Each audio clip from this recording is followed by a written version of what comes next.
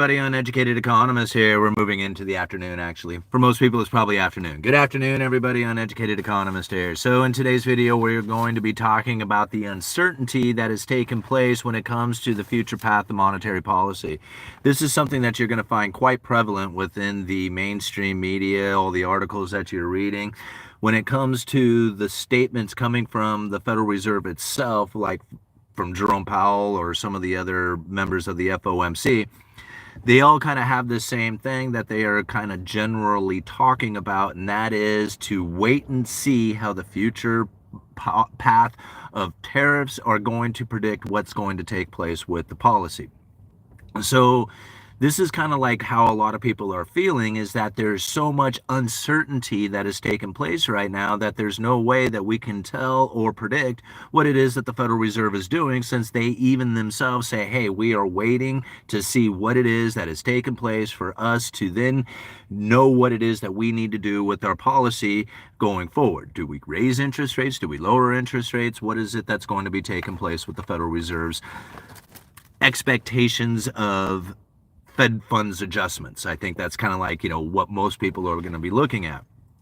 Now, when I think about the uncertainty that is being pushed out there, I don't know if their monetary policy is really that uncertain. To me, it's very clear. Like, I've talked about their monetary policy for quite some time in a way that says they're not deviating away from their path.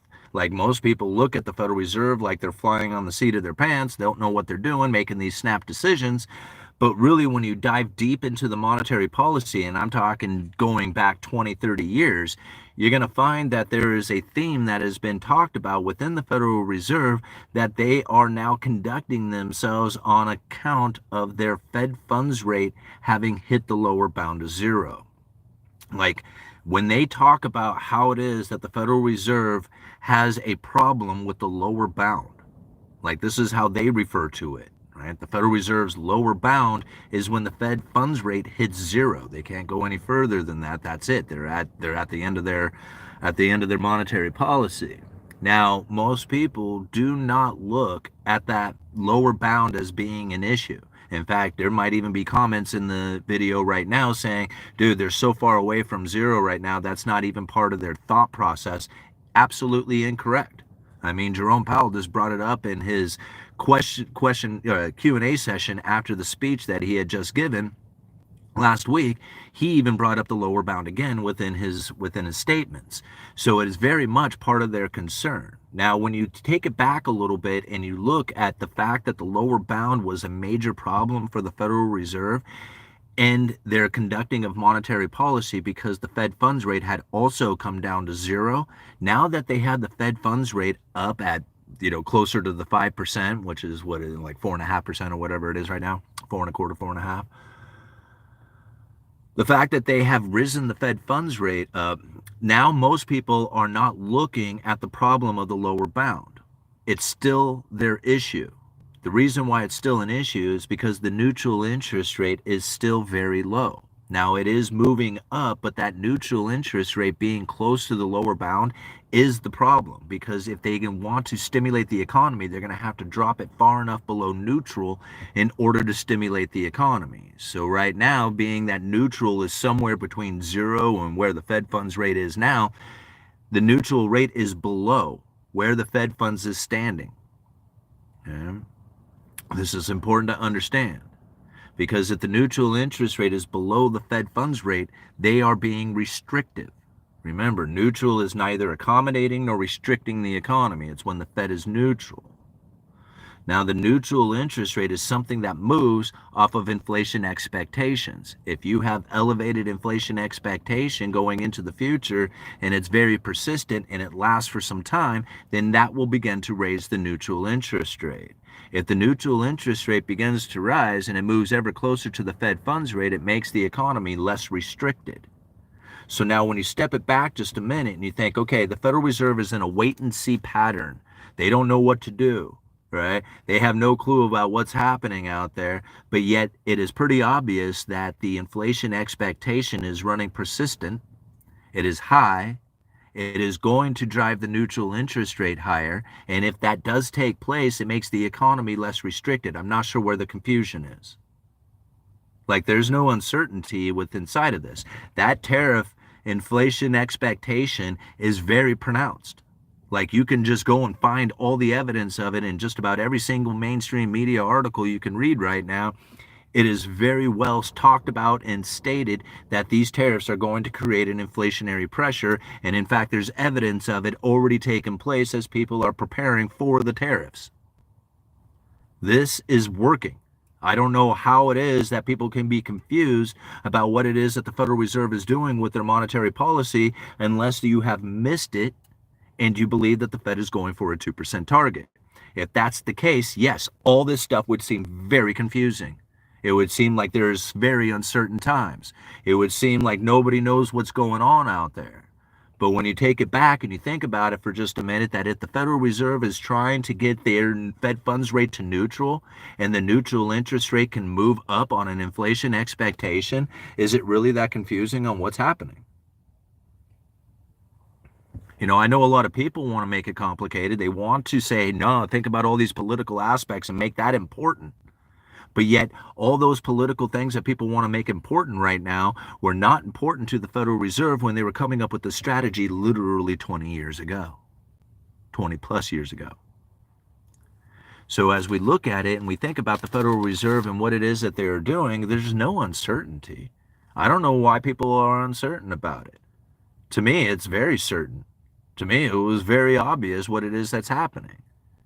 Like, even the idea of having an elevated inflation expectation right now due to tariffs, I mean, regardless of it being tariffs, most likely there would have been something else that would have been creating the inflation expectation. Because that's part of the policy, that's part of the strategy, that's part of it, is to have an elevated inflation expectation. They tried to do it during the great financial crisis. I mean, I jumped on board with it. I said hyperinflation. I dumped all my money into silver thinking that the dollar was going to be completely destroyed when the Fed took its balance sheet from $850 billion to over $4.5 trillion, quadrupling the money supply back then. This last round only had a doubling of the money supply. I mean, it was a lot. It was a lot on a number basis. But on a percentage basis, comparatively to the great financial crisis, they didn't even come close. They didn't even come close to it. And all that money printing during the great financial crisis failed to produce an inflationary scenario that the Federal Reserve was looking for. Once you start understanding why it wasn't working for them and why it's working for them now and how it's working for them now, and you look at it as part of their monetary policy to have an elevated inflation expectation. I mean, you think about it in their own consensus statement. Right? The statement of long-run policy strategies. In their consensus statement, they say that they are pushing for inflation that is moderately above 2% for some time. They don't say 2% target. They say a 2% average inflation rate. They talk about a 2% long-run goal, but they do not have a 2% target. They have a 2% average inflation rate over time, and monetary policy is seeking at this time to achieve inflation that is moderately above 2% for some time to make up for the fact that they failed to achieve the 2% target during the previous 10 years. That is not something that's up for debate. That's not like, I don't know if there's people out there who say, well, I'll debate you on that or whatever. It's like, that's not up for debate. That is directly coming from the FOMC's consensus statement. Like, to argue that would be asinine. But yet nobody really seems to see it, and everybody seems to think that there's this 2% target, like literally 99% of the people do. And that's the reason why so uncertain, so confused, so messed up out there, is because people are missing what it is that the Federal Reserve is truly doing with their monetary policy, what it is that they're truly shooting for with their inflation with their inflation goals and outcomes. Right? Because so many people miss it, then you have all these articles out there talking about the confusion. I have yet to see a single article that breaks down the credible threat theory the way I have done it in order to explain the Federal Reserve's monetary policy. And now I know a lot of people say, well, you could be just wrong. And it was just like, yeah, I guess I could be. But considering that I'm getting the information directly from the Federal Reserve and I have not deviated not one little bit over the course of, 2 years that I have been pushing the credible threat theory, There is no deviation to this. It is constant. You can take one of my videos talking about this from a year and a half ago. It sounds exactly the same as what I'm saying right now. Because this is the real plan coming from the Fed. It's not something that they are changing now that they have this different administration. That is not true. Right? They are using the current situation in order to push the expectations higher, and that is a reward for the Fed's policy. The Fed wants to be at neutral. Well, how awesome is it for them to just stand still and have neutral come to them? Old Donald Trump's like, here, you guys want a higher inflation expectation? Here, hold my beer. Give me that microphone. Yo, tariff, tariff, tariff. All right? You getting your inflation expectation yet? No, not enough? Okay, let's hit them some more. No, no excuses. No chance of any other thing happening than massive pain and misery for everybody. You getting your inflation expectation elevated? Yeah? All right. Cool. Job done. Here, take the mic back. It's literally how this is going down. And I understand that a lot of people will be like, dude, there is so much more going on. There's this 3D chess playing going on. And I'm like, okay, that's fine. You can go ahead and imagine that and internalize that and be important, make it important, and find all the factual evidence of it, because then you can prove it, right? And you can totally prove that to be the case for you. What I'm talking about and what I have been theorizing on literally goes back decades. Like piecing this together over decades. There, like all this idea of 3D chess, that just popped off in the last few months. What I'm talking about goes back decades. Like their plan, the way they set it up, knowing that they were going to fail miserably, like the Federal Reserve knew it.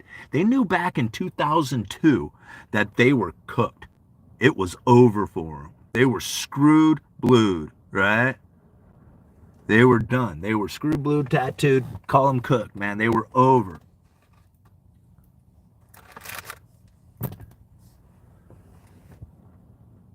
And then they figured it out. They totally figured it out. They said, you know, if we use our words to push the guidance into the market, we can really get our monetary policy to be conducted through propagandized information. And it's working. It's absolutely working for them. And it's not me who's making that stuff up saying, oh man, you know, that's just like horseshit that you're saying that they're pushing it through the media or whatever. It's in their own statements. Phillips Jefferson does two great speeches, two awesome speeches talking about the monetary policy of the Federal Reserve, and there's not a single statement in there about interest rate adjustments. Can you believe that?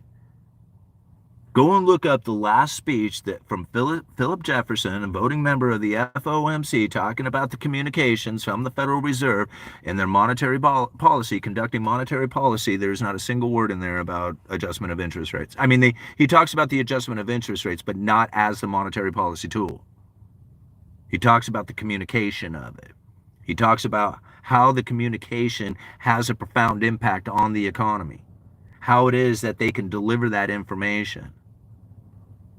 Once you see it in this fashion, then you start to recognize it for a much different scenario that's happening out there, as most people are like trying to figure out what the hell it is that they're trying to do and thinking that there's some kind of weird hidden secret strategy that's going on back there, and that Donald Trump is playing some sort of weird 3D chess that nobody knows how it's played or the strategy behind it all. Ultimately, it comes down to the Fed's monetary policy that they have been conducting in this fashion for literally years. Decades. It's not something that, you know, they just popped off with and just invented all of a sudden. This isn't something that they just all of a sudden just like made up over the weekend and said, hey man, let's try this out.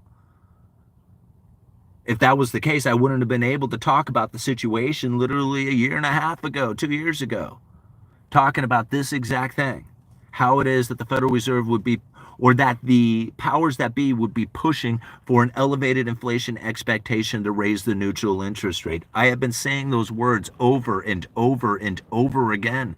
And here it is. We got the elevated inflation expectation. I'm like, there it is, guys. Here it is. And they say, well, you might be right, but you're right for the wrong reasons. And it's like, ugh, I can't take it anymore, man.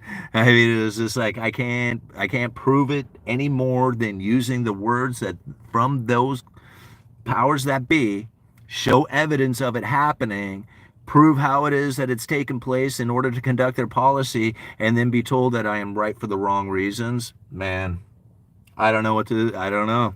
Like, I mean, just, I guess you're all going to believe, I mean, those people are going to believe what they want, right? All right, so 15 minutes into it, let's talk here a little bit. Demographics, a lot of economics have problems juggling what they have to throw in demographics, and the rising and falling of population numbers is too hard for them. Yeah, deplorable. I kind of agree with that. There's, because circumstances change and because the environment changes, because technology changes, all these changes that happen, and it's very confusing because people want to incorporate this into the current situation. But a lot of times, if we just take it back a little bit and just understand that there's underlying economic forces that are taking place that now show up in this economy as like a political action or a social, condition, or, a new environmental condition or something like that. But really, this is an underlying economic force that is playing out. We just have a hard time recognizing it from history because we have such changes to the way that we live. Cell phones and airplanes and stuff like that. Like, that makes a huge difference in how it is that the economic forces are playing out. When you have a capability of endless money printing, then you don't have the natural economic forces of equilibrium when the redistribution of wealth takes place during a crashing economy. If you have ways of continuously printing money up, then you'll have ever increasing amounts of inequality. And people say, oh man, they're doing this on purpose. And I was just like, well, yeah.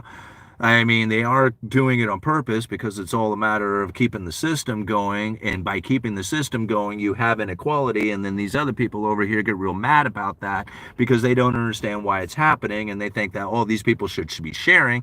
And then you end up with this big confusion of political mess that's involved with it. But if you just step back away from it all for just a minute and you say, well, if you're going to continue to increase the amount of money within the system by that money printer and the debt issuance, then you're going to have a continuous amounts of inequality. And these people at the end of the line are going to be very unhappy as they are not going to be able to have their day job be able to provide them with enough to build a house and have the car and have the, wife and family and all that other stuff. Is just not capable for them anymore because of this endless money printer that is going off that the people at the bottom of the line are begging for help from. It's just this big cycle of messed up inequality that just continues to grow so long as you have the debt issuance and the money printer. Like, I recognize it for what it is. I just kind of sit back and I'm like, dang, that's going to suck for people who don't recognize this, who are anticipating their day job being enough to provide for their entire life. That's not going to work for them. They're going to end up in pain and misery. And unfortunately, they don't know what to do about it except for blame politics. I don't know. Like, it's better to understand it for what it really is and then try to deal with it in that fact than it is to try and change the way the environment or the politics are going to be. All right, who we got? Dominic. Delayed gratification equals lower standard of living, which most people are unwilling to do. Yeah, I totally get it. In fact, I was explaining the credible threat theory, the Cantillon effect, to another person out there. It was one of the other employees. She's younger, and like hearing these kind of ideas, she hasn't really been exposed to a lot of the stuff. She has her mindset on her political views and stuff like that. But what I thought was funny is at the end of telling her about this, and I said, listen, it's all about the dive into luxuries. When you get the money, you want to increase your standard of living. If you get paid more, you want to drive a nicer car. You want to have a nicer house. You want to wear nicer clothes. You want to do all the nicer things. That move into luxury, that is what literally is the problem, is that when people move into luxuries, they end up separating the rich from the poor. They are driving out the domestic manufacturing. They're bringing in ever increasing amounts of foreign production. And it's literally that move into luxury that is doing it. Right now, I don't blame people for moving into luxuries. People want to work hard and enjoy their hard work, and that's just the natural human behavior to do something like that. But it doesn't take away from the fact that it creates the problem of inequality every time somebody moves into luxury. So I told her, I said, that's the reason why, one of the reasons why I drive such shitty cars is because I do not want my experience in what it is that I am acquiring as far as wealth, if you know, whatever you want to call it, the money that I am earning, I do not want to behave in a way that creates more problem out there.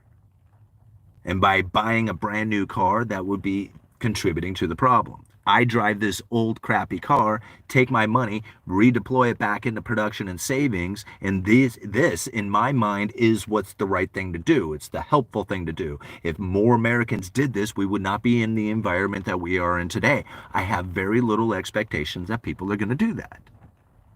Okay?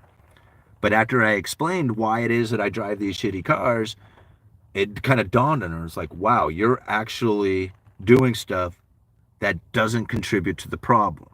And I'm like, exactly. Go out and make as much money as you can, and then don't be part of the problem with that money. Being part of the problem would mean buying into luxuries, buying into foreign production, buying into a higher standard of living. Now, again, I don't blame people for doing it, but if you want to know what the problem is, that's it. It's the movement into luxuries. It's the increase in standard of living. Right? And as people want to feel like, you know, oh, dude, you shouldn't say that. I mean, we work hard. We deserve this in our lives. We all this. Hey, absolutely you do. You deserve every bit of it. Us as humans work hard so that we can have better things in our life. The moment that happens, it's over and the problems begin. Right? I mean, it's just like your benefit is somebody else's problem. And that's the way it's going to end up being. And I know that there's people out there like, oh no, we can all sing Kumbaya together and have wealth and have all those wonderful things and have a luxurious experience and not have the inequality. And there's a way of doing this. And I believe you. I do. Can you prove it to me? Can you show me any examples of that actually being a sustainable thing in any economy throughout any part of history? Can you prove that to me? Nope. You sure can't, because it doesn't exist. Right?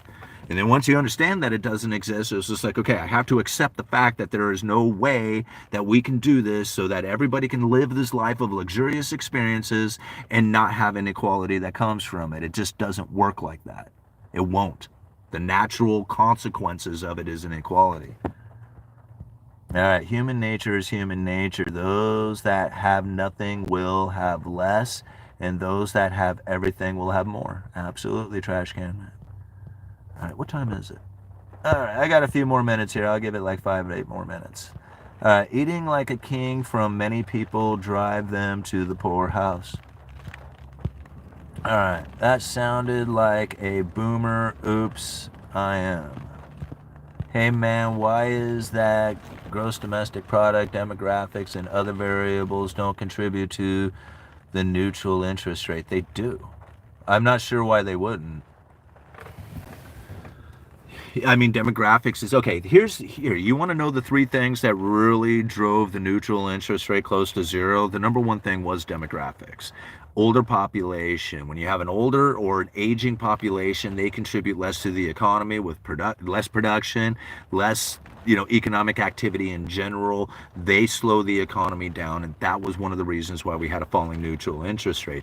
The second is a slowdown in global growth, right? If like the best way to understand the slowdown in global growth is that even though you have a bunch of economic activity happening out there, there's very little room to add into it. So say you went and became trained to be a plumber. You go back to your hometown, you want to start a business as a plumber.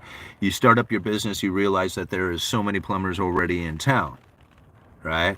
There's no more room for growth. Not in plumber. Like there's just no more room. All the buildings, all the work that's out there, the amount of skilled labor in that particular area is already sufficient. There is no room to grow. Okay, so if you took out a bunch of the businesses out there, then there would be room to grow. All right, so global growth slowed down dramatically. All right, and now the third reason why there was a low neutral interest rate, and this one's a little difficult to kind of wrap your head around, but there was a widening wedge between safe and liquid assets like U.S. Treasuries and that of more risky assets like that of corporate bonds. Now, understanding that there is a huge gap that was taking place between these two and driving the neutral interest rate ever lower is because, one, there was a very low inflation expectation that then demanded provided a very low return on the U.S. Treasury, which is the safe and liquid asset. Guaranteed to pay, zero chance of default. So if you have a low inflation expectation and you are not demanding a high return on your capital investment, the U.S. Treasury debt can be sold for a high price and a low yield. This has now created a problem when it comes to the high yielding debt of corporations. When the Federal Reserve goes to stimulate the economy by buying up treasuries and lowering the interest rates, if you lower the U.S. treasuries and it's already low, you're not going to be able to lower them enough to then entice people to say, hey, I'm not getting a decent enough return on the U.S. treasuries to then move me into the capital investment of buying into corporate debt, which is a riskier place to be. If you had these two very close together and you drop the U.S. treasury, that entices them into the corporate debt. But if you're already low on the U.S. treasury, how do you entice people into that corporate debt? You can't. All right? Because you're already low on the U.S. Treasury. Lowering them anymore doesn't drive out the customer. The only way to really do it is to have an elevated inflation expectation. The elevated inflation expectation will then demand a higher return on your capital investment, and it'll in turn drive the neutral interest rate ever higher. I know all that stuff is confusing, but those are the three reasons why they had a low neutral interest rate environment. It was a demographics issue, a slowing down in global growth, and a widening wedge between the safe and liquid assets of U.S. Treasuries and corporate debt. That's it. Those three reasons. Right? Demographics is definitely part of it.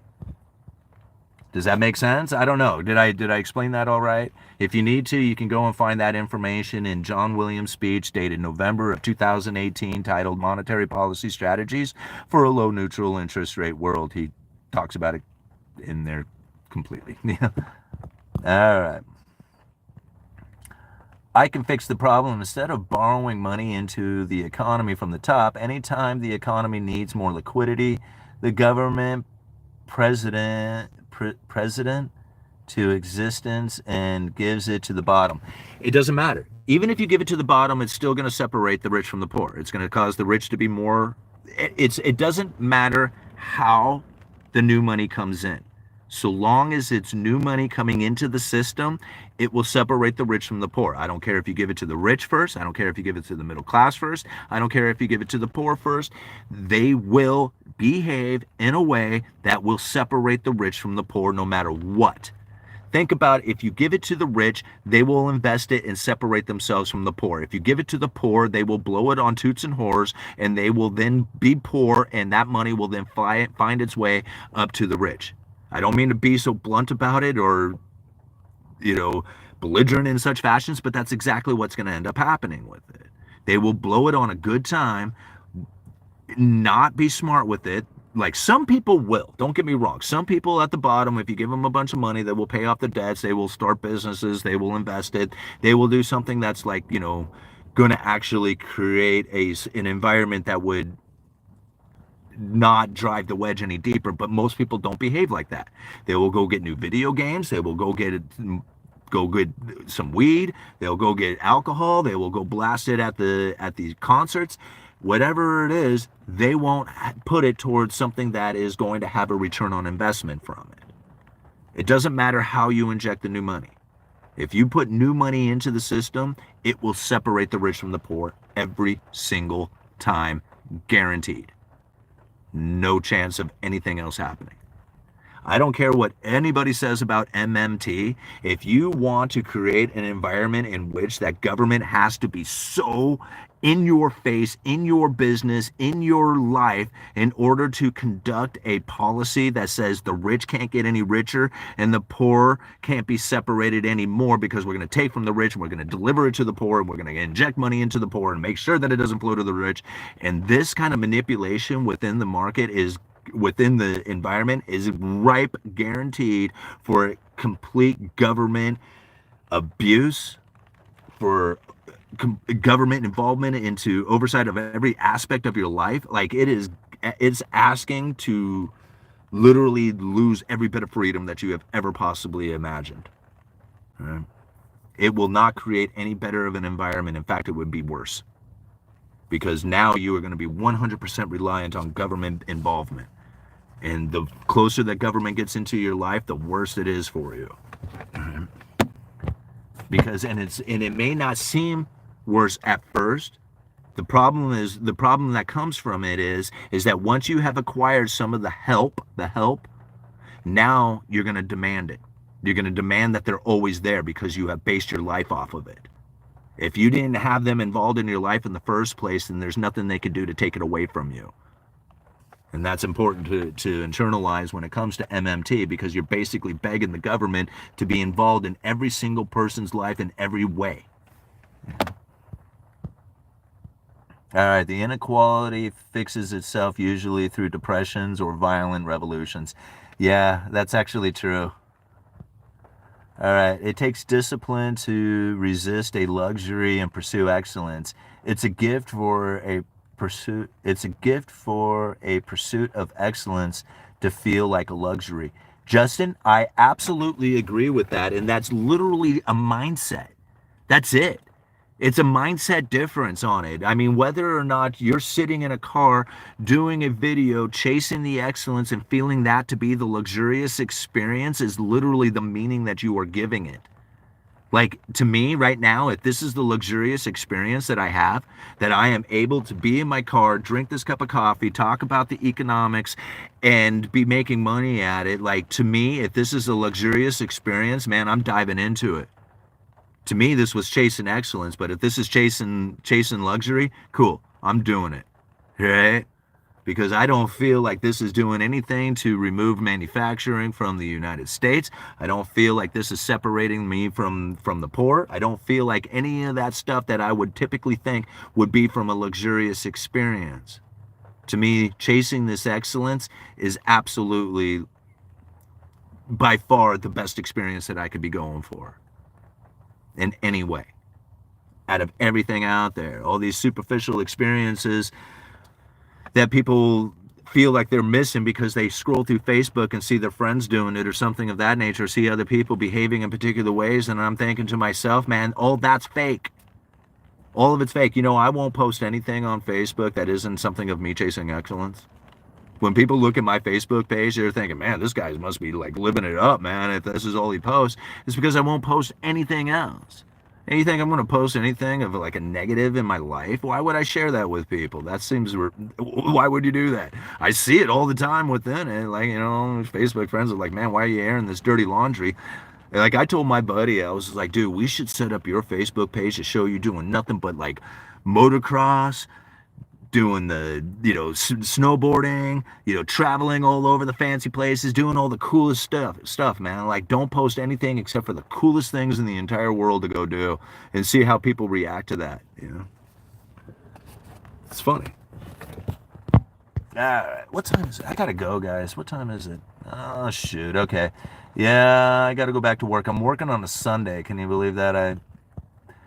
There was some people had some vacation time, so I had to fill in. Man, you're totally out of whack with reality. Well, A to Z, you can go find some other place to be. All right, hey, bro, I don't know what it all about, but somebody definitely is impersonating you on TikTok and Telegram. Yeah, I got a few impersonators who, in fact, one of them on TikTok actually built up a huge TikTok following using my videos. And I'm like, whatever, you know, I mean, how do you stop it? You know, I mean, I reported it or whatever, but I mean, I doubt anything will ever happen from it. You know, and it kind of sucks that people can go out there and take my information, my content, and go and attempt to make money with it. But then again, I think about it, it's just like, you know, I'm here to try and spread good information, and the information that I am trying to share is dated. It has, like, you have to be like listening and following this stuff on a daily basis if you want it to be any kind of use for you. Otherwise, it's just kind of like entertainment if you're going to go back into the past to watch, you know, some of the previous videos, or if you want to confirm some of the things that I've said. But really, the information is about the newest video that I put out. So everything else is almost like an advertisement for the next video, for the newest video coming out. You know, I don't know what to do. I mean, other than reporting them and then, you know, complaining about it, saying, hey, don't follow those people, I'm not sure what it is that I can do to stop them, because it's just, you know, it's everywhere. Best way to support the channel is completely free. Yes, it is, Brody. Just by hitting that like button, sharing the videos, commenting, this is one of the best ways that you can support the Uneducated Economist, and it doesn't cost you anything. It's just literally just click on these things. When you're outpricing the common person out of the market, how in the hell can you say I'm a rich person? You're void of a soul. You're not even human, and I'm sick of soulless people. Don't a flying crap. A to Z, you have okay. You have an expectation of an external that is going to create pain and misery in your life forever. You will never, ever, ever not suffer the consequences from it because of your expectations on the external. The moment that you release that from your life, you let that go, you do not blame the external of your life, you will find peace and happiness. I guarantee you. You will find opportunities abound. You will find abundance in everything. But if you are going to blame the external, there is no way in the world that it'll ever present itself to you. I mean, it might, but it's going to be difficult. You're going to have a hell of a long, hard fight to get there.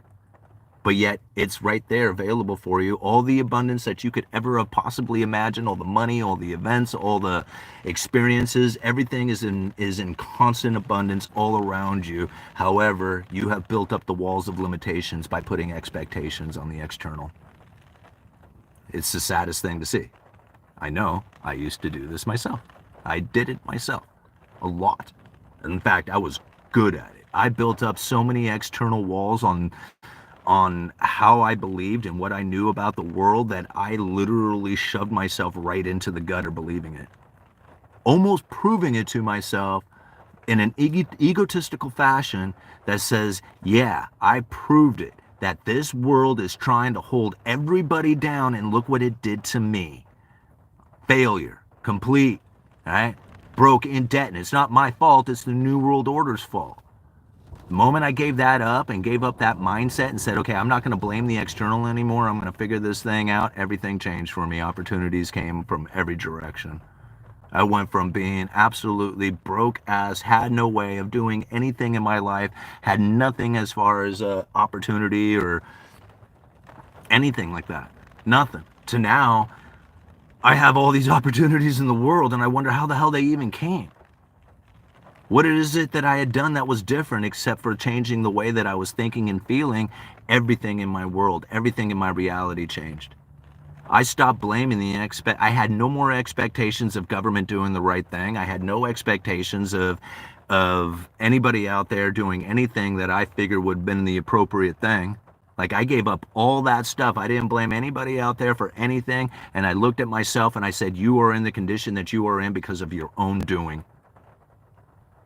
If you do not change the way that you are thinking and feeling and behaving, you can just go ahead and assume that you are going to be a worthless shithead living in the gutter. You just might as well accept it for what it is. And since I wasn't willing to accept that, I changed the way that I was thinking and feeling. And part of that was giving up drinking. I knew that it was not doing me any good.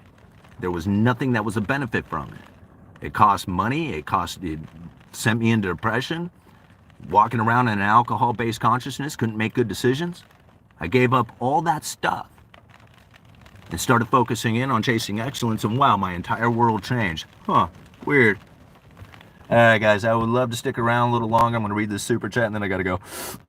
All right, Pigeon Pose, thank you for the $5 Canadian. Keep it up, UE. Absolutely, man, I will do. Thank you so much for the support with the super chat. Thank you guys for being here. We got 212 people watching with 76 likes. Take a moment to go hit that like button. By hitting that thumbs up button, the YouTube algorithm will pick up this video, spread it around for more people to join in on the conversation. These videos are always so much better when we have more people commenting, and that makes it for an easy way to support the Uneducated Economist is simply by hitting that thumbs up button and leaving a comment down in the comments section, and then sharing the video. Sharing the video is a great way for the algorithm to pick it up and send it around for more people to watch. If it recognizes that it's being shared or that it's being engaged with, that's what the algorithm is looking for. So just by helping the Uneducated Economist out by hitting the comment section and the thumbs up and sharing the video, that's all you really need to do. And thank you everybody for the awesome support, like the super chats and the PayPal donations and everything that you guys have done to support the Uneducated Economist. It's really like it's been overwhelming for me over these years to have this. So it's nice to see and have it and be part of something even bigger than I could ever imagine. So, all right, you guys are awesome. Uneducated Economist, you let me know.